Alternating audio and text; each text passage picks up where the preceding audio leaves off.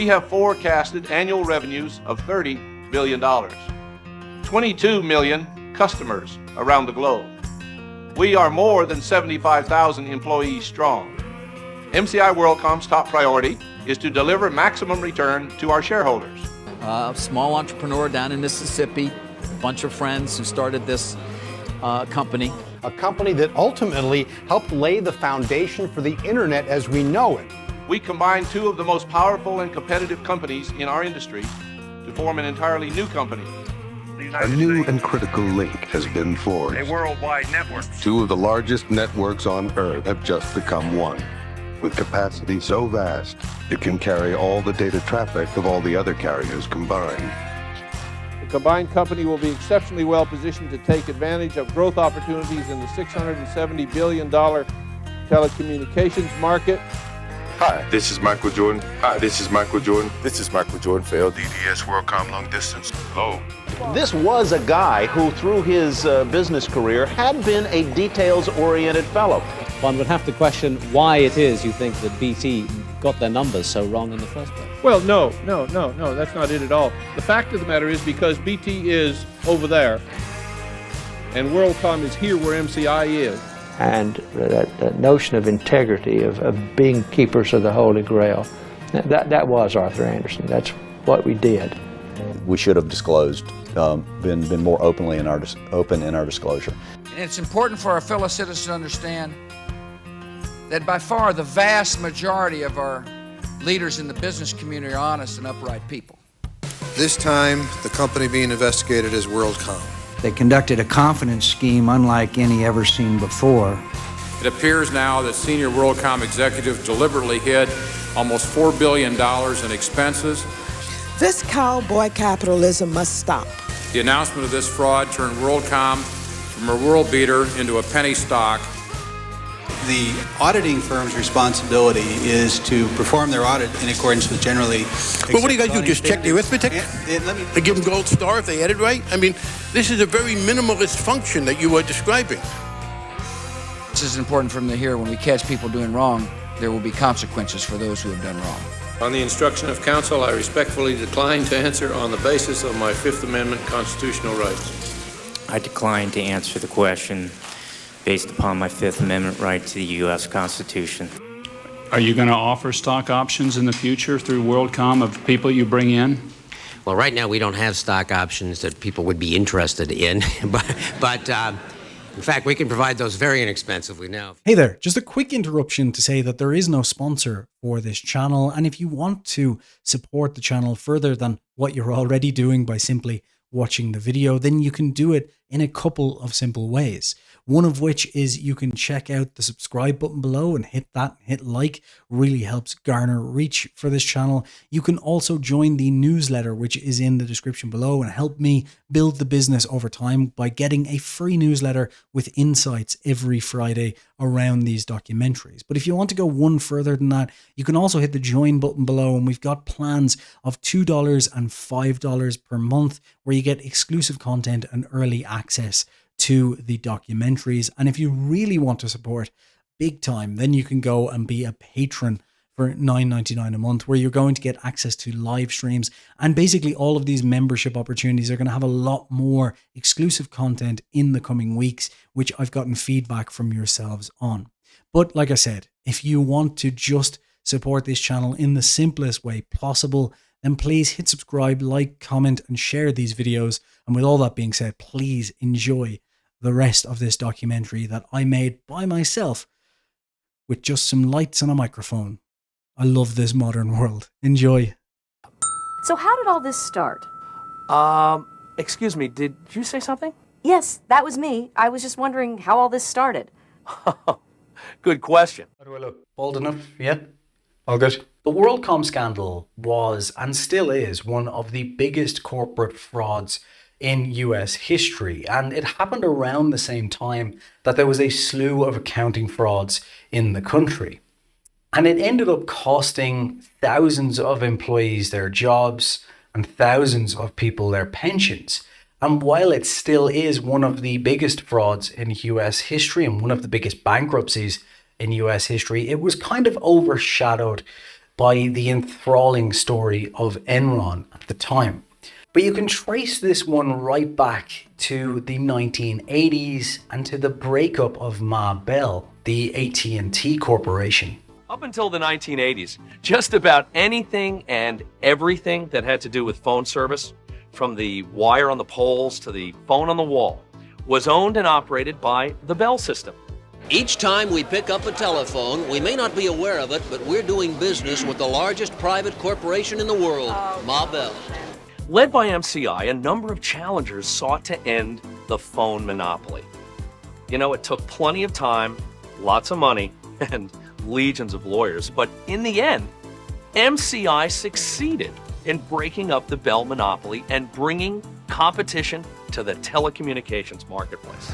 A lot has changed about phones since we brought you that first one 107 years ago. And now, we're changing our symbol as well, because we're the new AT&T. For years, lots of people have found great pleasure in taking jabs at Ma Bell because of her size, because of her bills. But from now on, we all might want to be a little bit nicer to her, because Ma Bell just lost her children. The trial was held here at the U.S. Courthouse in the District of Columbia. And there were very serious complaints lodged by long-distance companies that were trying to compete with AT&T's long lines department, who could not obtain adequate interconnections with the local Bell operating companies. The trial had been going 10 months and had produced 92 witnesses when it was suddenly interrupted by a surprise announcement. The two parties had agreed to settle. This is a historic decision without any question. I believe we've chosen the right course, although clearly it was not the solution that we sought. Among other things, it ruled that would-be long-distance firms, such as MCI, must be allowed to wire themselves into the Bell network. In return, AT&T would be deregulated and become free to compete in virtually any business it wanted to, including computers. Of course, today's news was more than welcome at MCI, AT&T's big long-distance competitor. You know, competition is sort of the American way of doing things, and this will bring competition into both the equipment field, the telephone equipment field, and also into the long-distance field. 22 Bell operating companies cover the continental United States. Companies like New Jersey Bell, Illinois Bell, Pacific Telephone. They still exist, but instead of belonging to AT&T, they have been split off and consolidated into 7 new completely independent companies. Still, the Commerce Department believes that some phone rate hike locally is inevitable.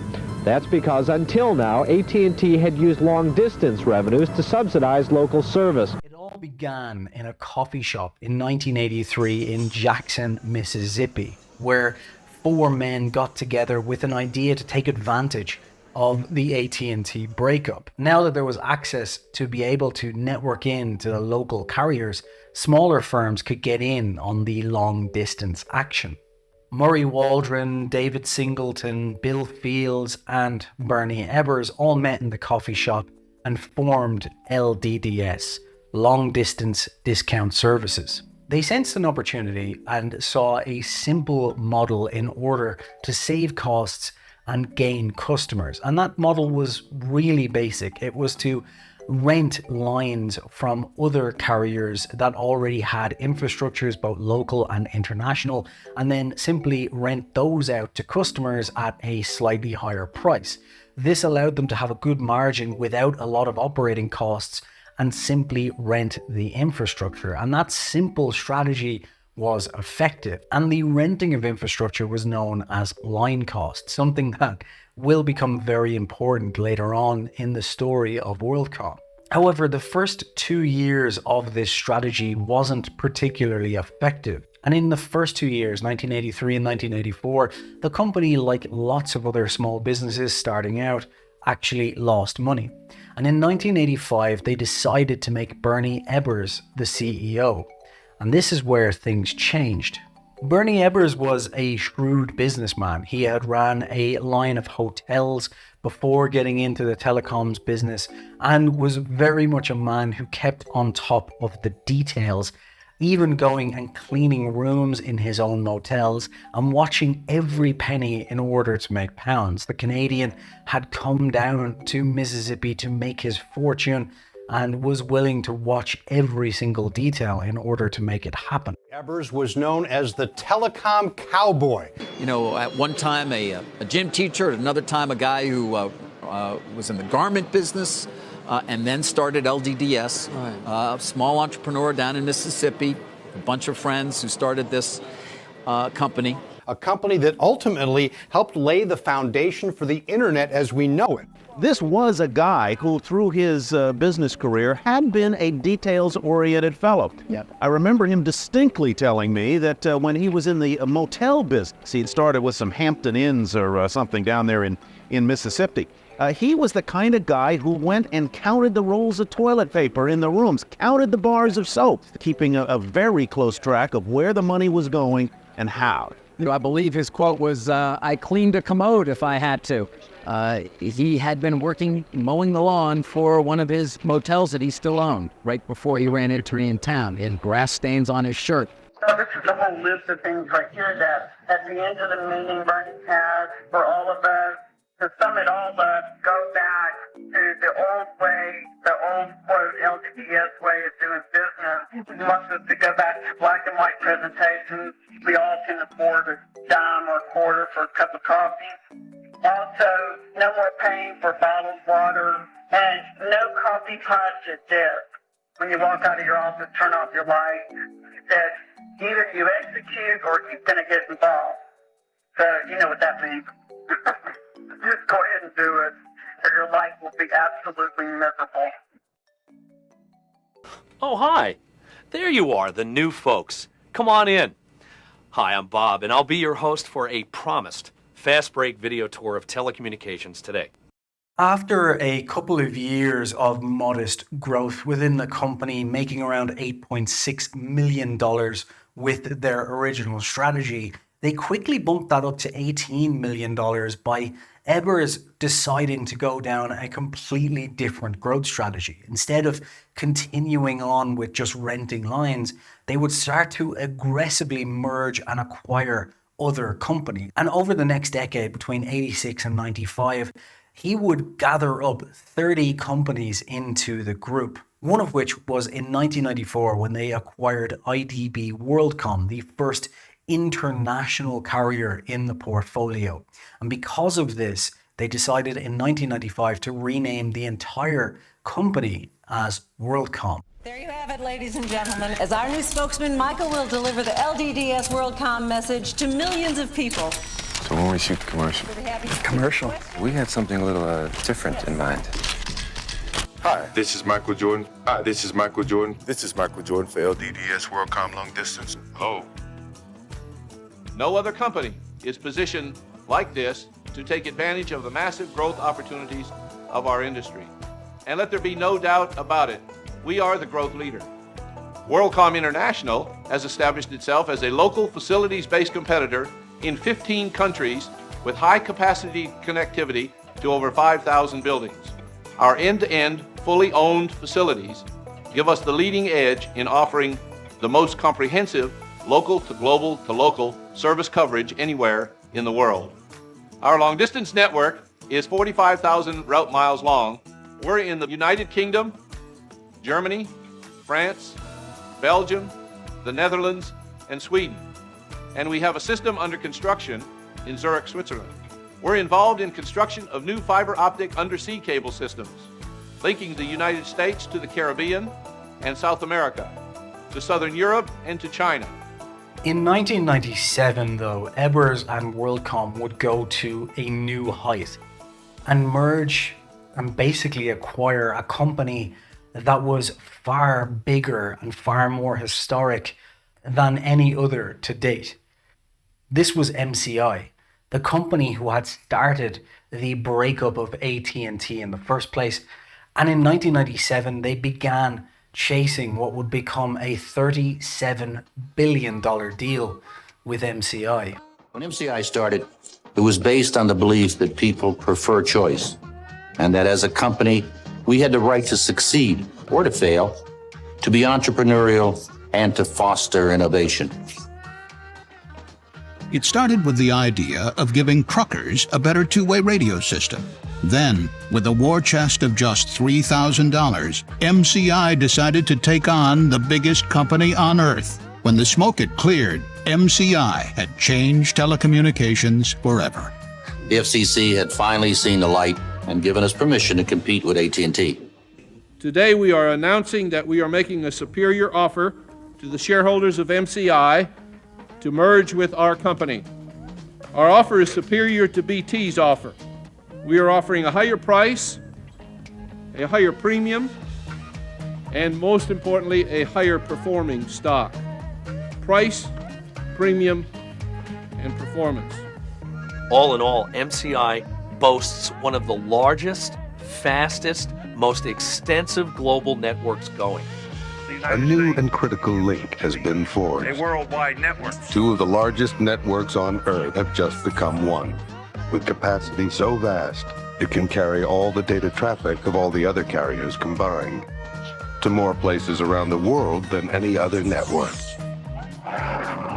Introducing MCI WorldCom. We combine two of the most powerful and competitive companies in our industry to form an entirely new company, one that has the world at its fingertips. MCI WorldCom's U.S. operations serves millions of business and consumer customers with a full range of integrated customer solutions. Together they form a formidable team that will capitalize on the industry's best growth opportunities. One would have to question why it is you think that BT got their numbers so wrong in the first place. Well, no, that's not it at all. The fact of the matter is because BT is over there and WorldCom is here where MCI is, and BT does not have local facilities built in the United States. Yesterday, our board unanimously approved this merger agreement as the best alternative among the three and a wonderful opportunity for our shareholders, for our customers, and for our employees. We are excited by the remarkable opportunities this combination makes possible for both companies, shareholders, customers, and employees. The combined company creates one of the world's leading fully integrated communications companies. The combined company will be exceptionally well positioned to take advantage of growth opportunities in the $670 billion telecommunications market. MCI has made the best possible choice in this alignment with WorldCom. We have forecasted annual revenues of $30 billion, 22 million customers around the globe. We are more than 75,000 employees strong. We have a presence in more than 200 countries and offices in 65 nations around the world. Everyone knows someone who can really talk. Here's a tip. Tell them about MCI 5 cents every day. Just tell your phone buddies to call 1-800-EVERY-DAY to join. Owning the network, as you could imagine, gives us quite a few advantages over other companies. If you got a company your data rights trip overseas, the experience would be a lot. And by this point, the company was worth a fortune on the stock market, and CEO Bernie Ebbers used that to his advantage. He was gaining roughly $27 million worth of stock options a year, and he put that to good use. He went to JP Morgan and took out what was roughly, by this stage, a $400 million loan to buy himself yachts, properties, a yacht building company, and the largest ranch in Canada, the Douglas Lake Ranch. This was all collateralized by stock. Basically, if he couldn't pay it back, it was all backed up in JP Morgan's eyes by stock in WorldCom, which was trading at an all-time high in 1999 of $64. But the dark times were just around the corner. You have executives in many companies who have measured their option packages in millions of shares and sometimes tens of millions of shares. And with that, of course, grows a pressure to make the stock perform at higher levels. MCI WorldCom's top priority is to deliver maximum return to our shareholders. MCI WorldCom is one of the top 5 performing stocks on the NASDAQ today. We are the leading stock in our industry and the second overall in terms of shareholder return averaged over the last several years. And that's right where we intend to stay. MCI WorldCom is the most profitable, emphasis on profitable, fully integrated communications company in the world. By 1999, the dot-com bubble was in full swing, and MCI WorldCom should have been, like other international carriers, primed to make a profit on it. But unfortunately, because most of the big carriers were set up around long distance, the internet made it a very turbulent time for these carriers, as it cannibalized the very profitable long distance services in favor of data services worldwide, which were far less profitable. MCI WorldCom is also perfectly positioned in the global data and internet marketplace. This is the fastest growing sector in the telecommunications industry, projected to surpass $60 billion by the year 2001. And the internet services market in the US is growing in excess of 100% a year. MCI WorldCom owns and operates one of the largest internet backbones on the planet. This ability to own the call and the accountability for the call end to end is a powerful competitive advantage. And we already own this advantage today. Along with the dot-com bubble on the verge of bursting, the share price, because of this change in all of the telecoms business and with other telecoms businesses struggling, the share price began to drop. WorldCom had one major acquisition on the books that could really turn things around. It was planning a merger with Sprint worth $115 billion, which would have been the biggest merger in corporate history. And it would have made the company bigger than AT&T, the largest telecoms company in the world. Isn't there a lot of government regulation involved in the phone business? Yes. Yes, there's certainly plenty of that to go around. But unfortunately, the pesky people in the FCC and the EU had an issue with this and didn't want a monopoly to form, as it would take such a large chunk of the business. And they pushed back to the point where the deal finally collapsed. If this deal were to go forward, consumers and businesses would pay the price because competition would be reduced in many important telecommunications markets. With his latest deal in shambles, Ebbers faced an additional challenge in the summer of 2000, the most difficult operating environment of his career. The economy was in trouble, the telecom sector was in trouble, and WorldCom being part of that was in trouble. Certain businesses started to not be able to make their revenue targets. So there was a lot more of customers that we were running across that had not paid their commitments to us. Of all those customers, the internet companies were in the worst shape. In 2001, we processed over 100 bankruptcies out of that segment alone, companies that just literally went out of business as customers of WorldCom. That fraud started in earnest after WorldCom's deal to acquire Sprint was turned away by federal regulators in the summer of 2000. With the Sprint deal being killed, it put us in a situation, who were you going to buy of any size? So now you had to turn it into an operations company. And the question was posed, I think, on the street as well as internally is how well would Bernie do as an operating CEO versus an acquisition and growth CEO? In the third quarter of 1999, the fraud would begin to unfold. The accounting department, led by David Myers, brought the latest accounts for the quarter, preparing for the earnings call to the CFO, Scott Sullivan. And the profit margins were so tight that Scott Sullivan thought there must have been an issue, and he sent this back to the accounting department. However, it was no issue, and Scott Sullivan decided that it was time to take a different course of action. In the third or fourth quarter of 1999, I personally brought financial statements into Scott and showed him a margin that was, in Scott's words, completely unacceptable. And his exact words were that we had completely, well, these aren't his exact words, that we had screwed up, that we had made a mistake, and to take the financial statements, he wasn't even going to keep them, they were wrong. So, I knew they weren't, but I didn't, at that point in time, didn't know enough facts about it to be able to tell him that he was wrong. So I took the financial statements back. We reworked the entire quarter and came back to basically the same number. So when I took those back to Scott, again, his response was, this is so far off where we had told the public market we're going to be, we can't do this. There must be a mistake. There has to be a mistake. all of this time frame, we're a public company. Public company is about to release its quarterly earnings, and so the time frame to release your earnings is set. The time that we're at this point playing, trying to figure out what's wrong, is we're creeping closer and closer to the time we have to release our earnings. So Scott actually tells me, I know the numbers are wrong, I know what they should be, we need to book an entry to get where I know we should be, and then we'll figure out what the error is at the end of the quarter, and the next quarter is going to be just the same error, but the opposite direction. The two will wipe out each other and everything will be fine, but you need to produce an entry this quarter to fix the problem that I know is there.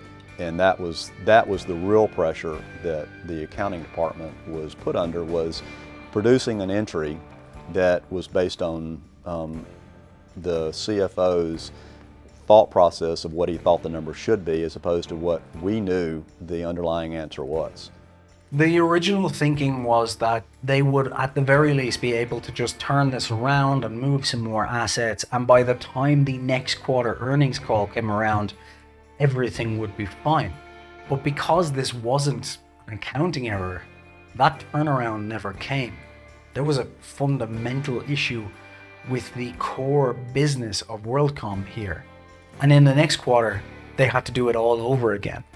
They began to draw down on reserves, inflate their income when the reserves, as they must be, were ultimately exhausted. The expected turnaround in the numbers never happened. The problem was not the accounting, it was WorldCom's weakening business. It had happened twice. The first one, I honestly believed that we had made a mistake. I didn't know how, but Scott convinced me that there was just an error. The second was, well, we now think we know what the error is and we're going to try to fix it. So we're going to make the adjustment twice. Not comfortable doing it, but again, we're not doing anything that is considered criminal or fraudulent. It's just not good accounting. And we could probably be called to task, and we should have disclosed, been more open in our disclosure. Of course, amid all of this, there were bigger issues afoot for the CEO, who had taken massive loans from JP Morgan, backed by a stock that was now in free fall and heading towards $18 from a high of 64. And he started to get margin calls on the repayments and the interest to those loans.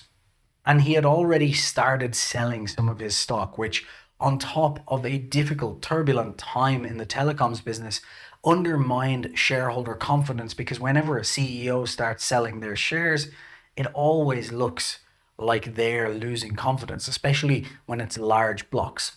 So the WorldCom board approved a $408 million loan to cover and take over the loan from JP Morgan, which was backed by collateral of his shares in the company, as well as his ranch, his properties, and so on, giving him 2 years to pay back $25 million a year of the loan, with balloon payments thereafter, to take some pressure off the CEO and calm the hounds of Wall Street at the door. Why did you borrow $408 million from the company? What did you spend it on? And do you have, is it capitalized in any way? And what's your repayment schedule? Amounted to a little over $400 million at this point in time.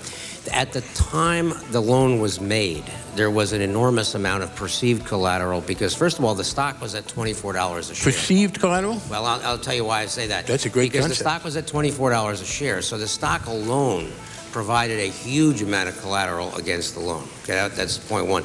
Point two, he had several other pieces of property. So anyway, the point was that at the time it didn't seem that as outrageous as it, I mean, in retrospect it seems outrageous. But at the time the theory was the company, didn't want him to be out in the market selling all of his stock. And the theory of the case was it was over-collateralized. I'm not defending it. I'm just saying that was the theory of the case. But isn't that a little contradictory? The reason you made the loans, the corporation made the loans, was not as an incentive to him or because he was the CEO, because you were afraid he would otherwise sell the stock in ways that would depress the value of the stock? Yeah, I want to be careful And here. this is the CEO of the company. You got to bribe him not to undercut the stock of his company. The Compensation Committee evaluated the situation and recommended that we take this loan because it would ultimately be better for the company. The Compensation Committee of the Board of Directors. Yes. Yeah, one more wonderful example of the firmness of the Board of Directors in defense of the company. WorldCom and SBC Communications are not in merger talks. Recent market rumors suggested SBC might buy the long-distance telephone and data services company. But WorldCom claims its low stock price now prevents any new acquisitions. However, company CEO Bernie Ebber says business is doing well and WorldCom will not be revising its growth outlook. There's a lack of security. I mean, I'm not saying it's totally unsecured, but it's not a terribly secured loan that you made in the first place. He's expected to pay back $400-some-odd million over a 5-year period, plus 2.5% interest. Is that correct? If something were to happen to him, and I'm not wishing this on anyone, within the next 5 years, what would happen to that loan? Who's responsible for it then? It would go into, I presume it would go into his estate, and from there we would be a creditor. If you look at the terms of the payback, next year is $25 million. I think that a year after that's 25, and then it escalates from there.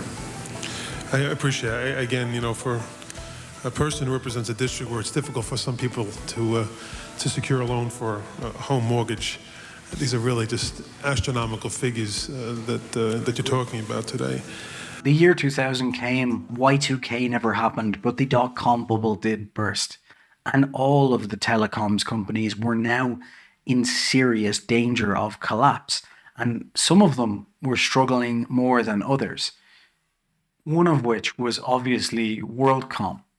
And the old accounting trick stopped working as the reserves of cash started drying up. The CFO, Scott Sullivan, decided that the only solution was a new accounting trick, which was simply to just make up earnings.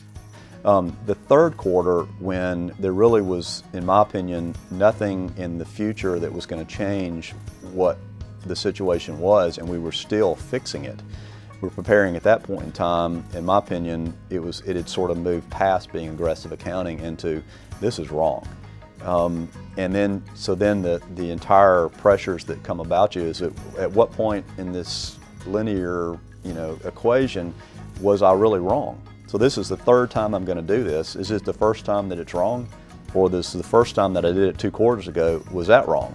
And so all of a sudden you've stepped off onto a slope that you're halfway down the mountain and you didn't even know that you were on the mountain. So then it was sort of a survival. What do? Well, you got to sort of keep doing what you're doing, or you got to raise the flag that there's something completely amiss. And then what are the consequences of that? I mean, it was a moral and ethical dilemma that you were facing, and nothing had prepared you to deal with the kind of pressures that you were currently under. Then they undertook even more brazen efforts at restating expenses as capital expenditures, which had the effect of raising the income. WorldCom would make good on its earnings numbers for Wall Street by making those numbers up. Remember, this is during the dot-com, boom, and we purchased all that anticipating that all of that capacity would be grabbed. I mean, it would be gone by the time we had bought it. And so when the dot-com bubble burst, those were what's called dark fiber, so there was no traffic on those. And so all of a sudden, now we were locked into these 3-year leases where we're having to pay monthly on those, but we've got no revenue to offset those. And so, as Scott explained it, so really what he was saying is that's really capacity we've prepaid for, that we anticipate at some time we'll have traffic for. So it's really an asset of ours that we're going to go capitalize on the balance sheet. So fantastic business case. And if you explain that to somebody off the street, they would say, okay, that makes sense. I was convinced. The most bizarre part of all of this was that an outside auditor had to check all of the accounts in order to sign them off before the shareholders and the public were informed of the earnings. This was a publicly traded company, after all, overseen by the FCC, the SEC, and reams of government regulation. Luckily, though, WorldCom had decided to go with an auditing firm that they could count on, the same auditing firm that had backed up and looked after the Enron accounts. You guys are the best at these types of investigations. Outside of Enron and AIG and Bernie Madoff, WorldCom. Its backdrop is an obsessive zeal by too many American companies to project greater earnings from year to year. When I was at the SEC, I referred to this as a culture of gamesmanship. I have to say, I am extremely puzzled that the wrongdoing was not uncovered or discovered by Arthur Andersen, our external auditor at the time. And they have not provided us with any real explanation. By law, auditors have the official responsibility to ensure that corporate financial reports are honest. But in the booming 90s, the big accounting firms like Arthur Andersen, which audited Enron's books, failed to protect us. And what happened at Arthur Andersen illustrates the wider story of how our watchdog system broke down. Did you back into those consolidated numbers, or did you just take the numbers at face value front and back? Our audit would have tested individual components, looked at individual components, and then it would have been consolidated together into the consolidated financial statements. Throughout the management's discussion, they talk about line costs as a percentage of revenue. I think you said it, approximately an annual $15 billion expense of the company. Presumably, the auditor would track those costs and how they were being dealt with as an expense, would you not? In connection with our audit, we would have had specific procedures that would have tested the systems that gave rise to those numbers of line costs, yes. Institutions are built on beliefs. Arthur Andersen was a man of unwavering beliefs that found marvelous new expressions over the years. Over the decades, the firm built a global business on its reputation for rock-ribbed integrity. True to our clients and true to our founder. I've put 35 years of my life in Arthur Andersen. One of, if not the only reason I chose Andersen over the other firms was this idea that Andersen had a sense of integrity about it. The consulting, or the Arthur Andersen fees for 2001 were approximately $16.8 million, of which $4.4 million related to the annual audit services, $7.6 million related to tax services, another $1.6 million that related to non-financial statement audit services, and then all other fees of $3.2 million, none of which included any fees for work on financial systems design or implementation. But other Andersen partners were also growing uneasy. In a conference call between Houston and Chicago in February 2001, 14 Andersen partners debated whether to keep Enron as a client. But they projected that the Enron account would soon be worth $100 million a year to Andersen and decided to stick with Enron. The auditing firm's responsibility is to perform their audit in accordance with generally accepted. Well, what do you guys do? Just check the arithmetic? And give them gold star if they had it right? I mean, this is a very minimalist function that you are describing. It's the Werner von Braun song when he talked about the V-2 rockets. When the rockets come up, who cares where they come down? That's not my responsibility, said Werner von Braun. And I think we're getting a little of that here. Do you really mean to say that the financial statements are not the responsibility of the auditing firm? You know, they can be the responsibility of both. Is there no, let me put it this way, is there no responsibility on the part of the auditing firm for the audited statements? Around this time, Bernie Ebbers had intended to downsize the internal auditing department. But luckily for the rest of the world, he didn't do that in time for the internal auditors to start looking at the books and asking questions. And CFO Scott Sullivan batted away these questions and told the auditors that they simply didn't understand what was happening. Thank you for having me. What do you want to say to the shareholder out there that's holding WorldCom that just got the news that the SEC has conducted an informal inquiry? It's a very difficult thing to know what to say because I don't have enough definition to what they're asking. It was not anticipated. It's a very time-consuming prospect because they ask a lot of information. But the thing that I feel very confident in my heart of hearts is that there are not issues that our shareholders ought to be concerned with respect to the investigation by the SEC. I would be the first to tell them if I thought there were some issues.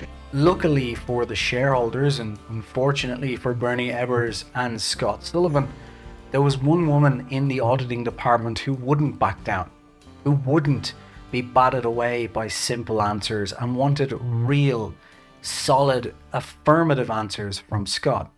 And that was Cynthia Cooper, who eventually found the issues, got to the root cause, and reported all of this to the SEC. The first time I heard there was any kind of significant problem was on the 20th of June. I had breakfast with one of our board members, Judy Areen. She's the head of the Georgetown Law School. She mentioned to me that she had a meeting with the audit committee or with some members of the audit committee the night before, and they had some serious accounting concerns, and she asked if I was aware, and I said absolutely not. Is she a member of the audit committee? Yes. So I went back to my office, and she told me that Max Bobbitt, the head of the audit committee, would be calling.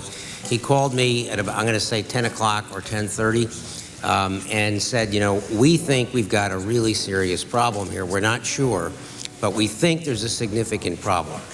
And so we had a fairly large audit committee meeting, which included, you know, Scott Sullivan, Mike Salisbury, myself, the audit committee, and Cynthia Cooper, the internal auditor, and KPMG. At that meeting, KPMG and the audit committee went through their concerns about this line cost capitalization. And then we asked Scott Sullivan to give his explanation. And his explanation was reasonably lengthy, but the long and the short of it was that the KPMG auditors did not buy his explanation, at least at that point. We went through a lot of discussion on it. We specifically asked KPMG if they were ready to tell us that this was a problem or that there was a restatement required or even a write-down, and they said no, they had not concluded that. They wanted to go through the documentation with Scott. They wanted to see Scott's explanation fleshed out, and they gave him basically the weekend to do it. So we set up an audit committee meeting for the 24th, later in the evening. Actually, it was 5 o'clock, I think. At that meeting, we heard sort of the full explanation from KPMG, also from Arthur Andersen, about why both of those accounting firms disagreed with the accounting, and they had concluded at that point that the statements were not valid and we probably had to restate. If the actual numbers were used and not the cooked numbers, it would show that they missed those earning targets in 11 out of the 13 quarters between 1998 and 2002. And in the last 4 of the last 5 quarters prior to the actual bankruptcy, they actually lost money. Scott's probably the brightest person I've ever met in my life, from a financial perspective or almost any perspective. And when someone that you respect from an intelligence perspective, I mean, there's obviously a lot of loyalty and everything else. When he says that he knows for a fact that the information that you're providing is wrong, that you've made a mistake, you assume, or I assumed that we had made a mistake. And so we went back and reworked the numbers again. Mr. Sullivan, when you came up with this practice of taking money out of the operating fund and putting it into the capital funds, had you done that previously? Was this many times that you've done it, or was this the first time that you engaged in such a practice? Congressman, based on the advice of counsel, I assert my Fifth Amendment right to the U.S. Constitution. What about with the reserve funding? Did you do anything with the reserve funding that kind of changed the books or something, or where you could find, all the money that was in the reserves? Is there anything there that we should know about now that you would like to talk about? I assert my Fifth Amendment rights. I served as CEO of WorldCom for 17 years. During that time, I helped a small company rise to one of America's largest corporations. I am proud of the work that I did at WorldCom.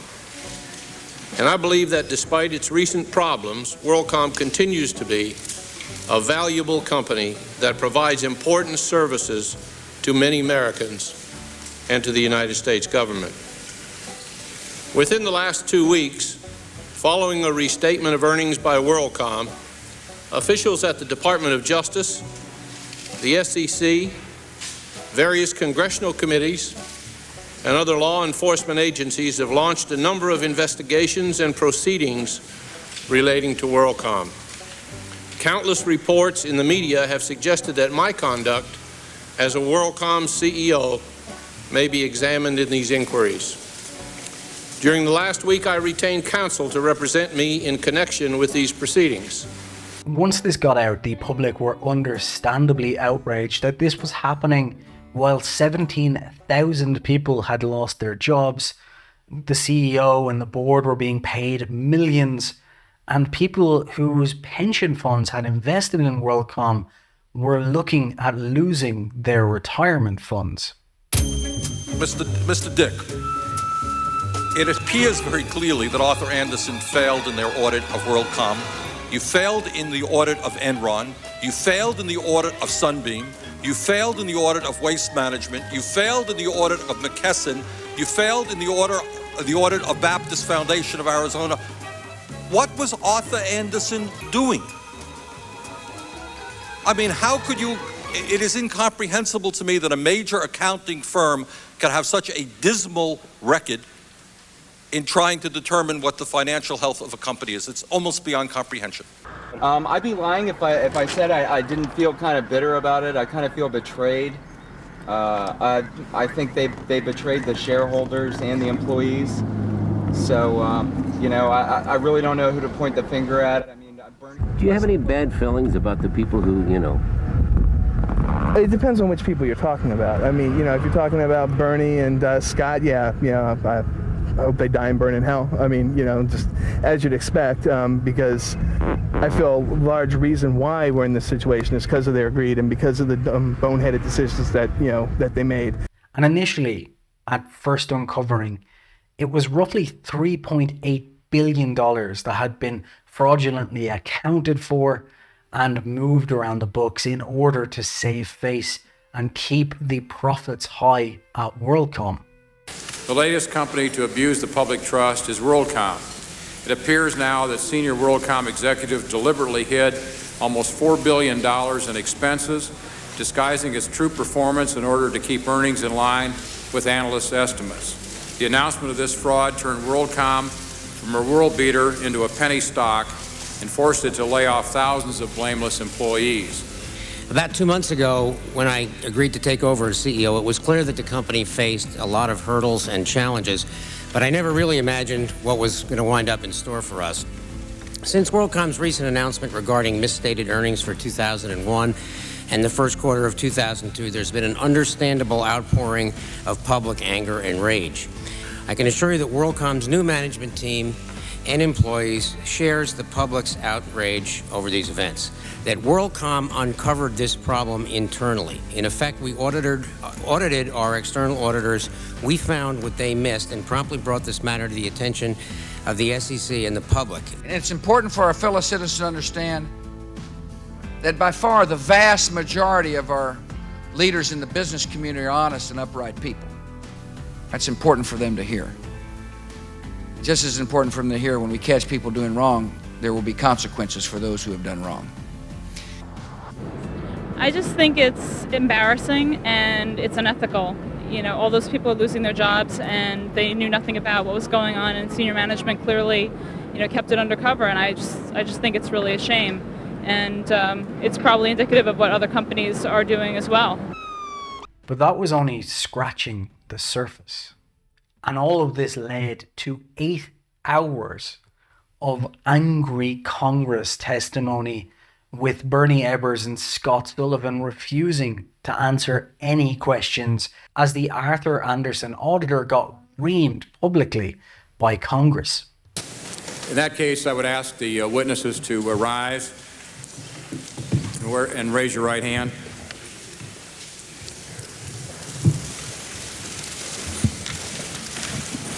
Do you swear that the testimony you are about to give is the truth, the whole truth, and nothing but the truth? I do. You're sworn in. Each of you is now under oath, and you may now give up to a 5-minute summary of any written statement that you may have, beginning with Mr. Ebbers. How could something like this have happened, and what could be done to try to prevent a recurrence? And make no mistake, the consequences to this sort of criminal activity, should it be proved, should be severe, and it may mean time in federal prison. Once again, our committee is beginning an inquiry into fraudulent accounting practices at a major United States corporation. This time, the company being investigated is WorldCom. Auditors, audit committees, and boards of directors have not been able to provide the protections to which shareholders are entitled. What is even more troubling to me, however, is that a corporation may comply with all the current disclosure requirements, be examined by a competent audit firm, reviewed by all the market analysts, and be found to be compliant with all the rules, while at the same time have material underlying financial deterioration that is not observable with the current disclosure requirements. In essence, WorldCom has revealed they inflated their books by $3.9 billion. They treated ongoing operating costs as capital investments. We are here today, no doubt, to be absolutely shocked again and disturbed again that WorldCom has apparently cooked the books with the help of Arthur Andersen to the tune of some $3.9 billion. I hope we will learn today, among other things, who's responsible for this and why the fraud was not discovered earlier. Although I would like, more than you know, to answer the questions that you and your colleagues have about WorldCom, I've been instructed by my counsel not to testify based on my Fifth Amendment constitutional rights. After careful consideration, I have decided to follow my counsel's instruction, even though I do not believe I have anything to hide in these or any other proceedings. Mr. Chairman, I have no prepared statement based upon the advice of counsel. I respectfully will not answer questions based upon my Fifth Amendment right to the United States Constitution. I ask that the record be entered for my counsel's written letter this morning to the committee. Mr. Chairman, Mr. Ebbers appeared before us today. He took an oath. He then attempted to make an affirmative statement, self-serving statement before this committee, and then attempted to take the Fifth Amendment. It's my position he has waived the Fifth Amendment.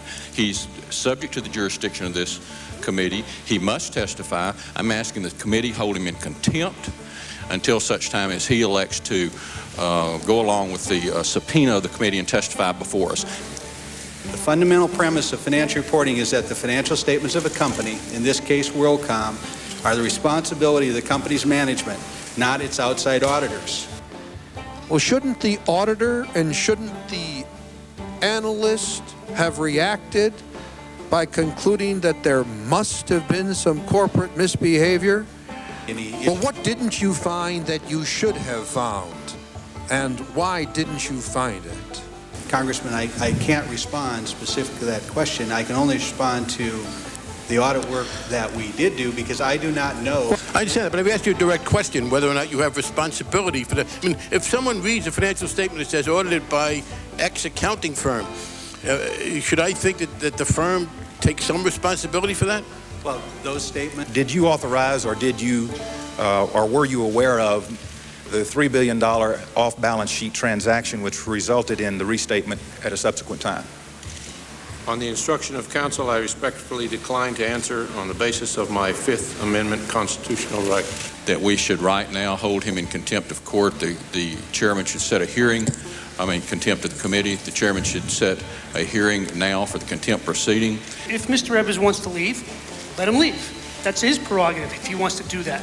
If nobody wants to ask him questions, they don't have to ask him questions. He doesn't want to answer them, he doesn't have to answer them. But I don't feel compelled as a member of this committee to be nice to Mr. Ebbers after what he has done both to this committee, to my constituents, to the American public. If he wants to leave, there's ramifications for it. Go ahead and leave. You didn't have to come in the first place. There's ramifications to that as well. But to be nice to him simply so he can go off and count his money, I don't understand what message that's sending to the American public. Now, let me ask you this. Are you a citizen of the United States of America? On the instruction of counsel, I respectfully decline to answer on the basis of my constitutional rights. You won't even tell this committee if you're a citizen of the United States? Mr. Chairman, I don't intend to ask any questions of this panel because, frankly, I've been sitting here all afternoon, heard every word you've said, and I really have not learned anything new that I didn't read in the papers, and I honestly, frankly, don't believe much of what you've said to me. There was apparently some kind of deal made for Stiles to rent and use the corporate jet. We had an extra corporate jet at one time, and he houses it in his facility in Atlanta. This is a deal that was made between he and Mr. Ebbers, and we are investigating that right now. Yeah, by extra, I guess if you're laying people off, it might be prudent to sell an extra jet. We agree with you. Tell me a good decision the board of directors made in any of the last 3 years. Eventually, though, the key players were arrested, put on trial, and made to pay for their fraud. WorldCom Incorporated executives Scott D. Sullivan and David F. Myers were charged with 7 counts of securities fraud. No, I don't think the conviction is surprising, but you have to remember this is not the type of case the government wants to bring to trial. This was a cliffhanger. This was a close call because Sullivan was largely uncorroborated and because Bernie Ebbers made it difficult by buying so much stock after he had been discharged in 2002. But it always was a big question out there.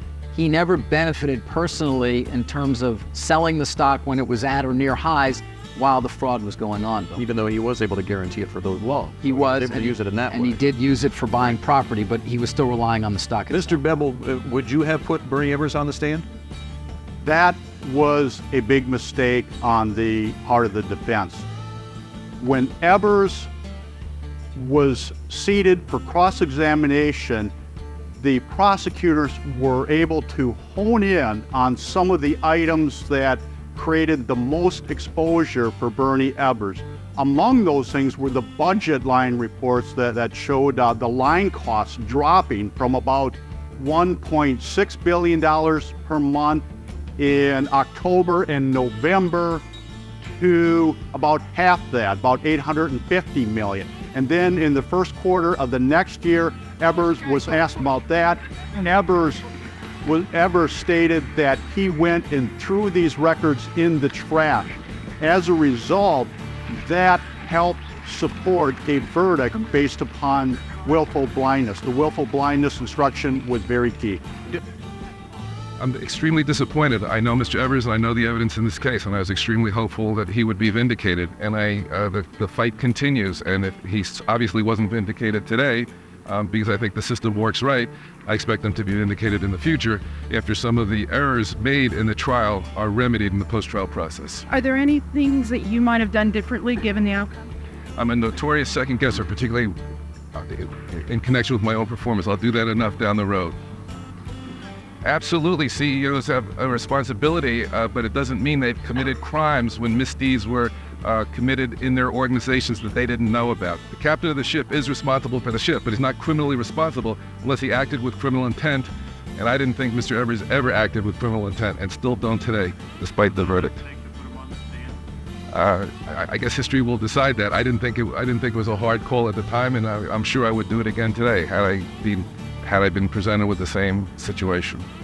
Well, obviously Scott Sullivan testified for 5 days, and he incriminated Mr. Ebbers for 5 days, and that was not a pleasant process to endure as a defense counsel, but I actually thought we effectively dealt with it on cross-examination. Had the jury simply bought Scott Sullivan, they would have convicted him the first day. 8 days later, they obviously were considering other issues. I'm sure it was a diligent group of people who did their best, and they wrestled with very difficult, complex evidence. Unfortunately, they came out the wrong way.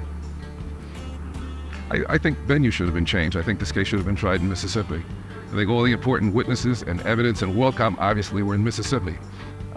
Line expenses being at about $1.6 billion per month in October and November 2000, then dropping to about half that. Mr. Ebbers throwing the documents for the next quarter into the trash. Mr. Ebbers making statements to David Myers about how sorry he was that lower level accounting people had to make these entries. Mr. Ebbers appearing on CNBC and characterizing the accounting as conservative. And then to top it off, you look at the enormous salary and stock options, the company stepping in to guarantee loans on his behalf. Right. And they think, how can a guy like this who is making so much money off this company just serve as a coach and a cheerleader? Mr. Myers was a reluctant participant in the events that have led us here today. Although he acted at the direction of others, and although he expressed his discomfort and displeasure at the actions being undertaken at WorldCom, he recognizes that as a corporate officer, those facts do not relieve him of his own responsibility in this matter. He has never tried to shirk that responsibility, and he has been forthright with the company's internal auditors as well as the government's investigators. The problem with this case from day one, Bernie Ebbers was transformed into a symbol, a distorted picture of corporate corruption. That's not Bernie Ebbers. The record is uncontradicted. This is a man who has lived a life that is unblemished. He's lived a life of unbelievable charity and kindness and compassion, and somehow that didn't fit in to this picture of the greedy, corrupt public or corporate official. It made us crazy. What are the Thank you. I thought it was in effect a life sentence for him. I thought it was a good sentence because it sends a message that hopefully this type of corporate behavior and misconduct is not going to be tolerated in corporate America.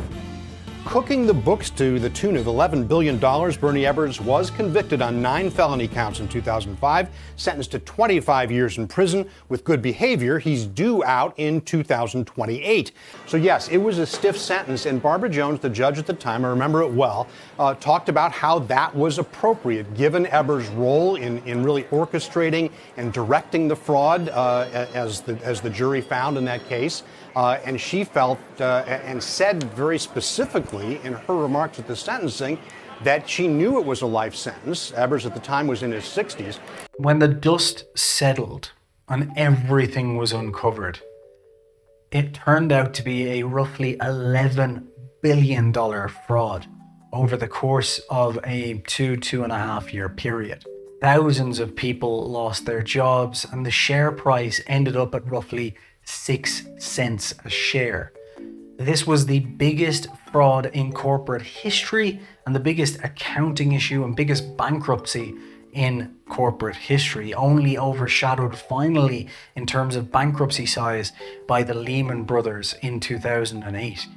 And unlike a lot of the key players during the banking crisis, at the very least, the key members and the heads of this fraud were brought to justice. They were brought to justice, tried, convicted, and served sentences.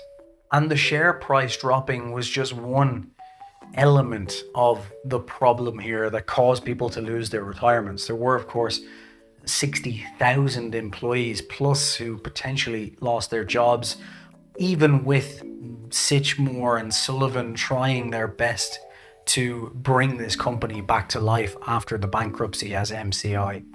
And thankfully, unlike in a lot of these situations, it did cause Congress to change the auditing and accounting rules. And Sarbanes-Oxley was brought in I believe, 2005 to make sure that this never happened again. But WorldCom joined a long list as one of the biggest accounting frauds of the early 2000s, and one of the ones that realistically, like many others around the time of the Enron scandal, was overlooked and forgotten. But I'm sure there are thousands of people who will never forget the trouble it caused them. Attention, investors that lost your money in WorldCom stock. WorldCom is in bankruptcy. Don't take it on the chin. Try and get your money back. Call me, Tal Braddock, today for a free consultation. The Wall Street Journal is reporting that telecommunications giant WorldCom may declare bankruptcy tonight. It would be the biggest bankruptcy filing in history. I don't think Arthur Andersen has any credibility at all. I think they have widespread culpability for this enormous system of false filings and even fraud in all these cases. Arthur Andersen is not only the defendant in this case that they just settled. They are defendants in WorldCom, Enron, McKesson, Global Crossing, Quest, Peregrine, Flag Telecom, Dynegy, which they settled 2 weeks ago for $1 million, Household Finance, Boston Market, Sunbeam, and Charter Communications, plus 15 other individual cases in which they are the defendants. Former WorldCom CEO Bernie Ebbers asking to get out of prison early. This after serving roughly half of his sentence. And he may have a shot. A 25-year prison sentence. He will now get out of prison after serving about 13 years of that sentence. Former WorldCom CEO Bernie Ebbers has died. It was certainly a blessing. He got to spend his last few months with his family. Of course, I remember Mr. Ebbers well. We played as a towering figure, not just because he was 6'4", but in the world of telecom for a number of years, probably almost for a decade.